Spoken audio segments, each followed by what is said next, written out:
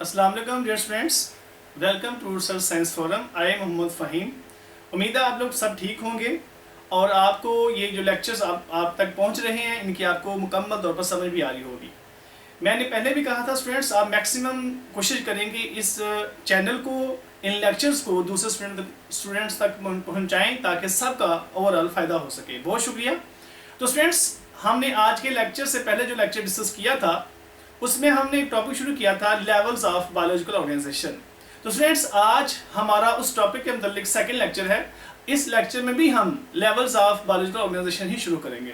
तो हम स्टूडेंट्स, आपको पता है कि सिंपल से कॉम्प्लेक्स की तरफ मूव कर रहे हैं और आपको ये भी पता है कि लेवल ऑफ ऑर्गेनाइजेशन में जो बायोलॉजिकल ऑर्गेनाइजेशन की डेफिनेशन हमने लास्ट टाइम डिस्कस की थी, that is a hierarchy of biological structures and systems, you can say that define life. तो हमने स्टूडेंट्स इस तरह से इसको डिफाइन भी किया था। आज हम उसी को आगे प्रमोट करने के लिए जा रहे हैं, यानी कि हम उससे हायर लेवल को डिस्कस करने जा रहे हैं। तो आज से पहले जो लेक्चर डिस्कस किया था उसमें हमने लास्ट जो टॉपिक डिस्कस किया था वो था मॉलिक्यूलर लेवल। तो स्टूडेंट्स, हमने ये भी डिस्कस किया था कि मॉलिक्यूल्स की दो टाइप्स हैं। कौन कौन सी? माइक्रो मॉलिक्यूल्स और मैक्रो मॉलिक्यूल्स। तो आज हम ये देखेंगे कि माइक्रो मॉलिक्यूल्स और मैक्रो मॉलिक्यूल जब मिलते हैं तो उनसे कौन सा लेवल बनता है। तो स्टूडेंट्स, याद रखिएगा, हम अपनी जो वर्डिंग है, अपने जो पॉइंट डिस्कस करने जा रहे हैं, हम इनको सिंपल से कॉम्प्लेक्स की तरफ लेके जा रहे हैं। तो याद रखिए, जैसे मैंने शुरू में बताया था कि सब एटॉमिक पार्टिकल के मिलने से एटम बना, एटम के मिलने से मॉलिक्यूल बना। तो क्या नेक्स्ट आपको पता होना चाहिए कि क्या होना चाहिए। तो हम यहाँ पे डिस्कस करेंगे कि मॉलिक्यूल के मिलने से क्या बनेगा स्टूडेंट्स, ऑर्गेनेली। तो हम आज के लेक्चर के अंदर 3 लेवल डिस्कस करेंगे। तो जो पहला लेवल है स्टूडेंट्स वो कौन सा है? That is organelle level. क्या स्टूडेंट्स? Organelle level. याद रखिएगा, ऑर्गेनेली वर्ड 2 वर्ड से डिराइव किया गया है, ऑर्गन एंड एली। ऑर्गन आपको पता है ये इंडिपेंडेंट यूनिट को कहते हैं, जबकि एली का मतलब होता है लिटिल, स्मॉल। हम ये कह सकते हैं कि it is a little organ, यानी कि छोटा ऑर्गन जो कि सेल के अंदर होता है। तो हम इसको कैसे डिफाइन करते हैं? Several micromolecules and macromolecules. Macromolecules, you know, they are molecules with low molecular weight, and macromolecules, they have high molecular weight. When they join together, they form an organelle या organelle.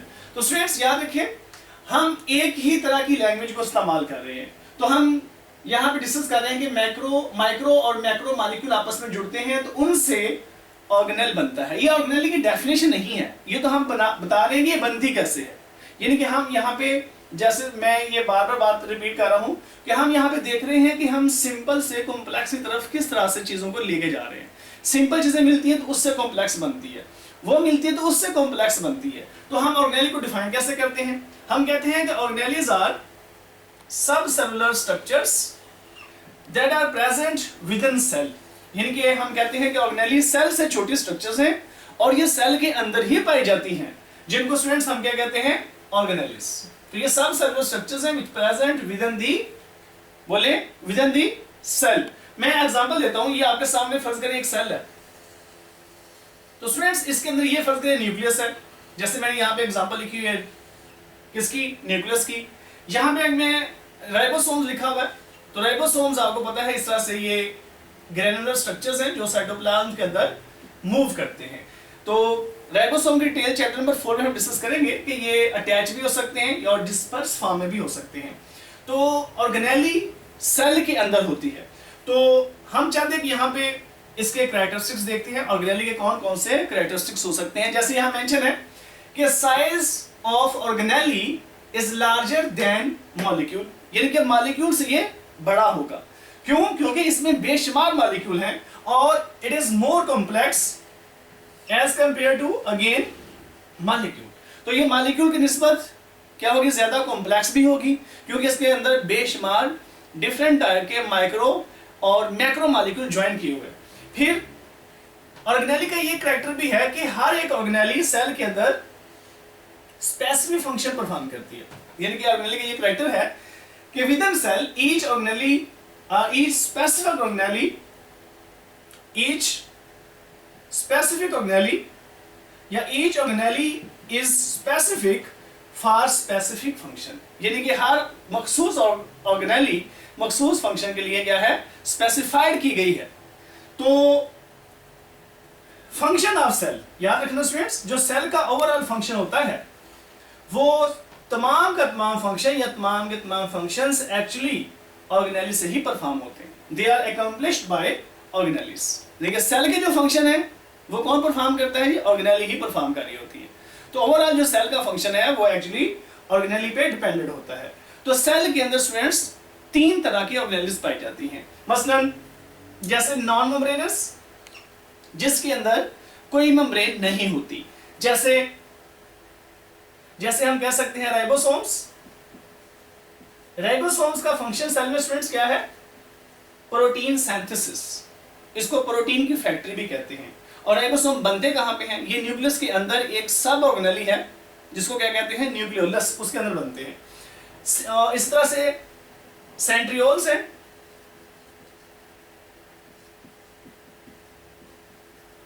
centrioles they are non-membranous and nucleolus you can see that. The second type that is single membranous, ऐसी organelles जिनके पास एक membrane होती है, जैसे endoplasmic reticulum, Golgi apparatus, lysosomes, peroxisomes, glycosomes, vacuoles and many others. तीसरी type students में है डबल मेम्ब्रेनस, ऐसी ऑर्गेनेलिस जिनमें 2 मेम्ब्रेन्स होती हैं, जैसे न्यूक्लियस, जैसे माइटोकॉन्ड्रिया, जैसे प्लास्टिड्स, क्लोरोप्लास्ट। तो ये स्टूडेंट्स ऑर्गेनेली कितनी टाइप्स हैं, 3। तो ये था स्टूडेंट्स आपके सामने एक ऑर्गेनेल का लेवल मैंने सीक्वेंस के साथ मेंशन किया है। सबसे पहले आप बताएंगे ये बनता कैसे है, माइक्रो और मैक्रो मॉलिक्यूल के मिलने से बनता है। ऑर्गेनेली होती क्या है, ये सेल से ये छोटी यानी कि सब सेलुलर स्ट्रक्चर है जो सेल के अंदर पाई जाती है। इसके एग्जांपल जैसे न्यूक्लियस है और राइबोसोम्स है। इनके कैरेक्टरिस्टिक्स स्टूडेंट क्या है कि size of organelle is larger than the molecule and it is more complex than molecule. Each is specific for specific function. Function of cell are accomplished by organelles, or you can say that function of cells totally depend on organelles. तो organelles के student कितनी types हैं, 3, non membranes, single membranes और double membranous. तो अब आपके ज़हन में बात आ रही होगी कि ऑर्गेनेली के मिलने से क्या बनता है। अगर मैं ये इतनी बात कहूँ कि organelles they are combined together, they give rise to, they form, definitely आपके ज़हन में बात आ गई ये सेल बनाते हैं। तो हम देखते हैं सेल की तरफ मूव करते हैं जी। सेल क्या है, सेल कैसे बनता है, सेल लेवल। तो हमने यहाँ पे वर्डिंग सिमिलर रखी है ताकि आपके लिए याद करना में उसको आसान हो जाए। जहां पे लिखा था several micro molecule and macro molecule, यहां पे हम लिख रहे हैं कि सेवरल ऑर्गेनेलिस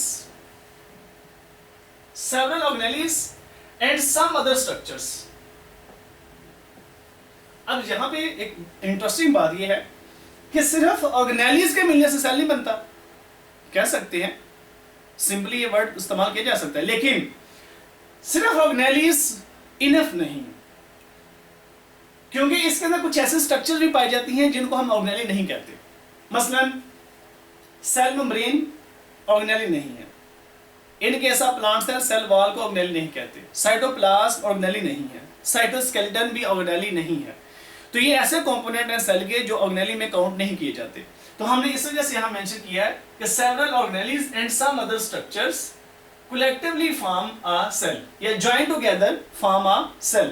तो सेल वैसे है क्या, you know cell is a structural and functional unit of life।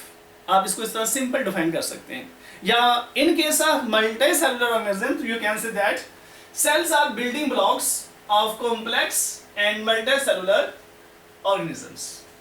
तो सेल क्या हुआ फिर, बिल्डिंग ब्लॉक, जानदारों का एक बिल्डिंग ब्लॉक है। यानी कि आप ये कह सकते हैं कि जितनी भी लाइफ है वो इन्हीं छोटे छोटे बिल्डिंग ब्लॉक से मिलकर बनी हुई है। Now what are the examples of cell?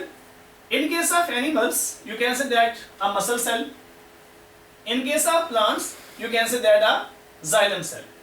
तो जैसे मैं आपके सामने एक मसल सेल बनाता हूं, जैसे स्मूथ मसल्स हैं, फर्स्ट करिए इस तरह से ये स्पिंडल शेप होते हैं, ये आप इस तरह से बना सकते हैं, ये स्मूथ मसल है, ये इसकी बाहर वाली जो मेम्ब्रेन है इसको सार्कोलीमा कहते हैं, इसके अंदर जो ये लिक्विड है साइटोप्लाज्म, इसको सार्कोप्लाज्म कहते हैं, और ये इसका न्यूक्लियस है। तो आप ये सिंपल एक स्पिंडल शेप सेल बना सकते हैं, यानी कि सिंपलेस्ट आप इस तरह से एक सेल बना सकते हैं। वैसे सेल की जितनी ऑर्गेनेल्स मेंशन करते चले जाएंगे उतनी उसकी कॉम्प्लेक्सिटी बढ़ती जाएगी।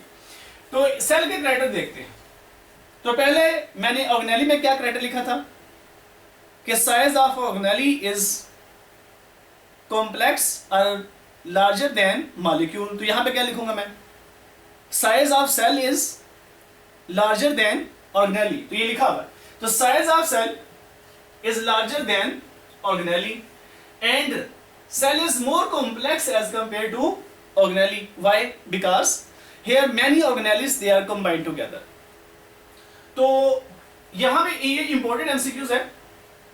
The lowest level cell is the lowest level having life characteristics.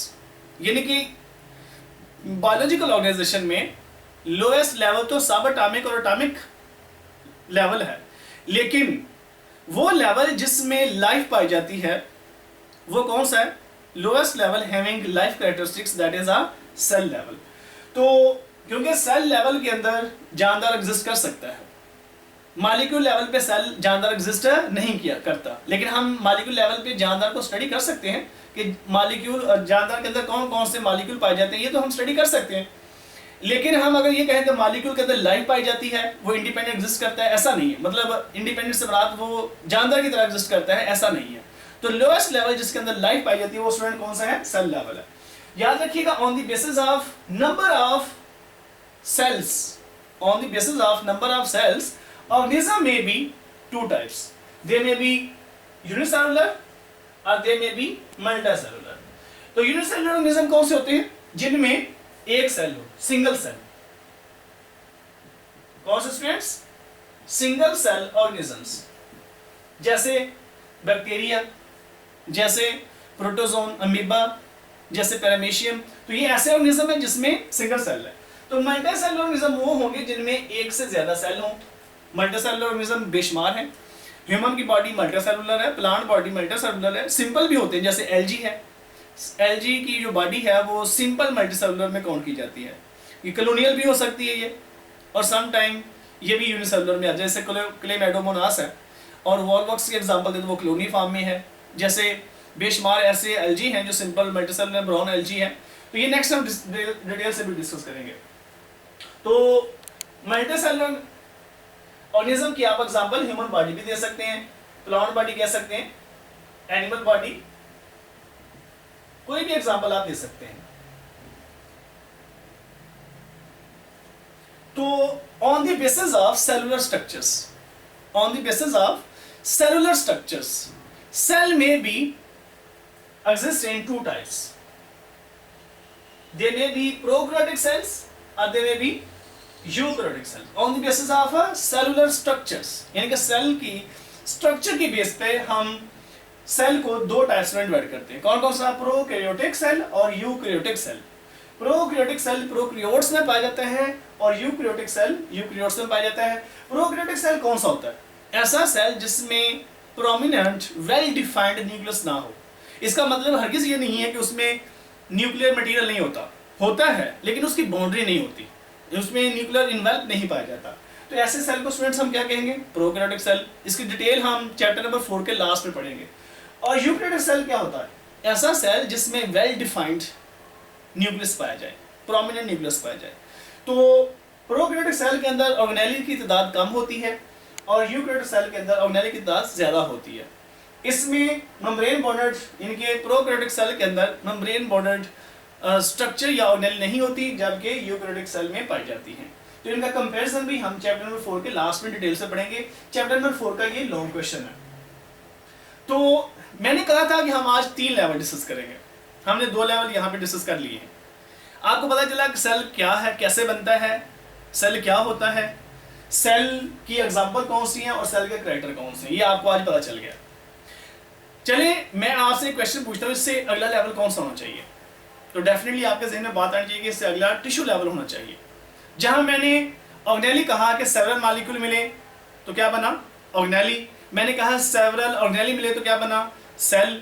तो मैं फिर टिश्यू में क्या लिखूंगा, several cell combined together they form tissue. तो ये हम टिश्यू देखते हैं।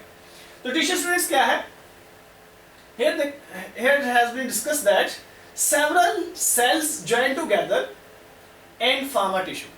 यानी कि ये इस यहाँ पे आप ये कह सकते हैं कि ये टिश्यू की डेफिनेशन ये तो बताया कि टिश्यू लेवल कैसे बनता है। तो कैसे टिश्यू लेवल बनता है कि जब बेशुमार सेल आपस में मिल जाएं तो उसके मिलने से एक टिश्यू बनती है। आप टिश्यू को डिफाइन भी कर सकते हैं कि ग्रुप ऑफ सिमिलर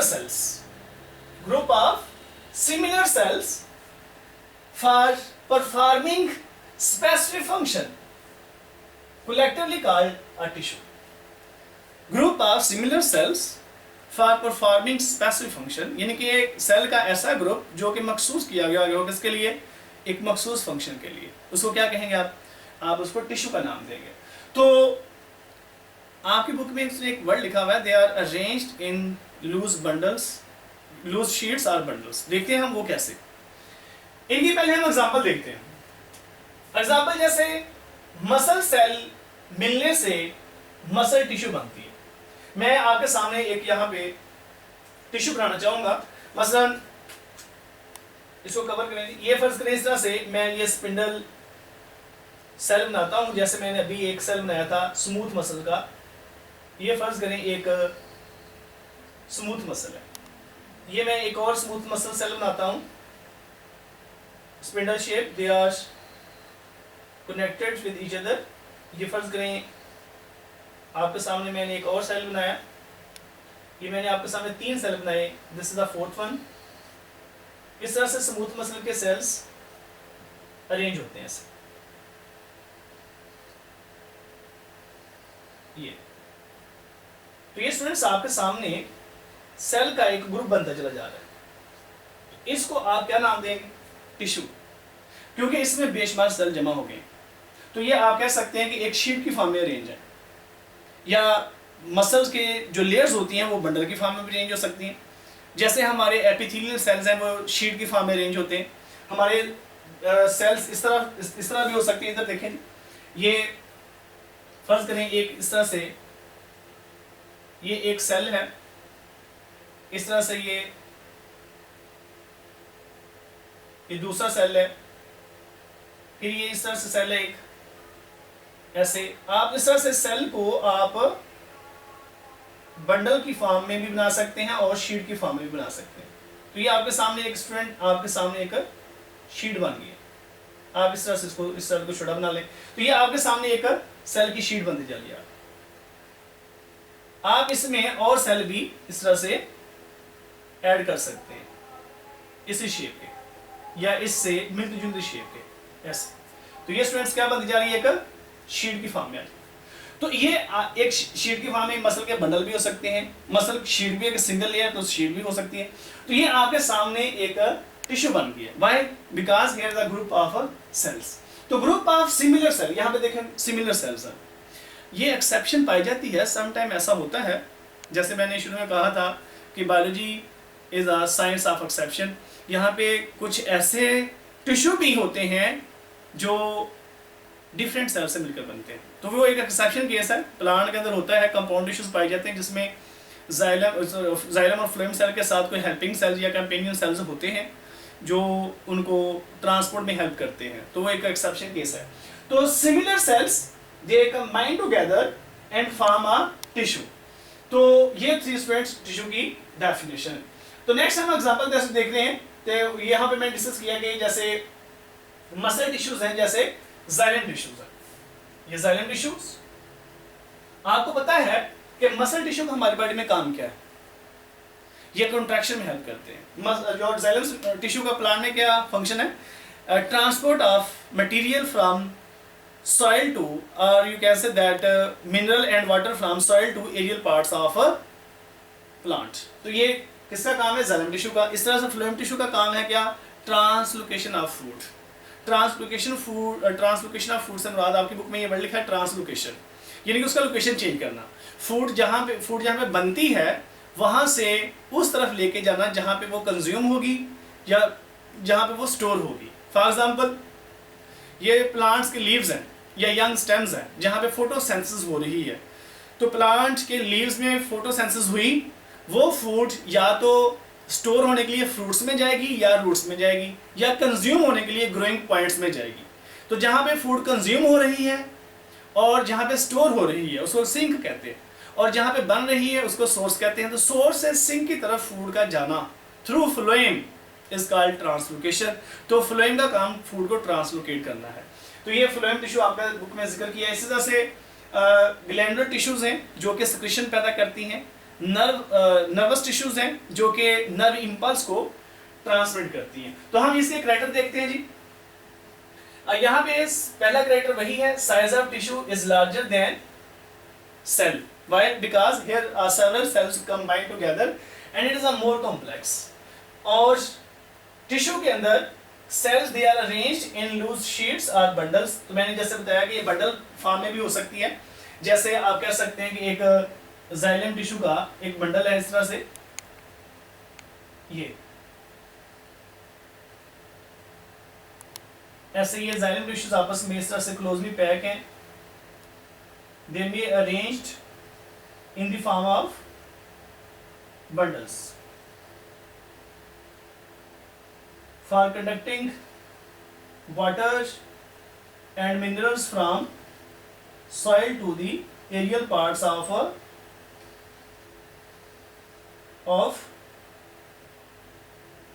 plants। तो ये स्टूडेंट्स इस तरह से ये आप कह सकते हैं कि ये बंडल की फॉर्म में अरेंज होती है। इनके बंडल पाए जाते हैं जो ट्रांसपोर्टेशन में हेल्प करती है।